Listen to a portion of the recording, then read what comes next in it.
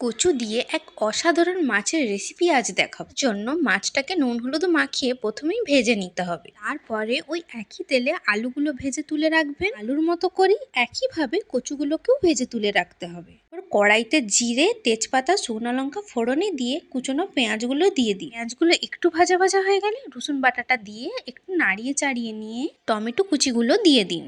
এই সময় একটু নুন দিয়ে দেবেন, তাহলে টমেটোগুলো খুব তাড়াতাড়ি গলে যাবে। টমেটোগুলো গলে গেলে আদা বাটা আর জিরে বাটা দিয়ে ভালো করে নাড়িয়ে চাড়িয়ে নিতে হবে। এবার গুঁড়ো মশলা দিয়ে দিন, হলুদ গুঁড়ো, লঙ্কা গুঁড়ো আর নুন দিয়ে ভালো করে মশলাটাকে কষিয়ে নিতে হবে। যতটা ভালো কষাবেন মশলার টেস্টটা ততটাই ভালো আসবে। মশলার গা থেকে যখন তেল ছেড়ে যাবে তখন ভেজে রাখা কচু আর আলুটা দিয়ে দেবেন। পরিমাণ মতো জল দিয়ে দেবেন। ঝোলটা যখন ফুটে যাবে তখন ভেজে রাখা মাছগুলো দিয়ে দেবেন। একটা সিরিজ করুন। আপনারা যেই রেসিপি ভিডিও দেখতে চান সেই রেসিপির নামটা কমেন্টে লিখে দেবেন। এই রেসিপিটাই আপনাদের কাছে তুলে ধরবো। আর কি, কচু আলুটা সিদ্ধ হয়ে গেলেই নামিয়ে নিন।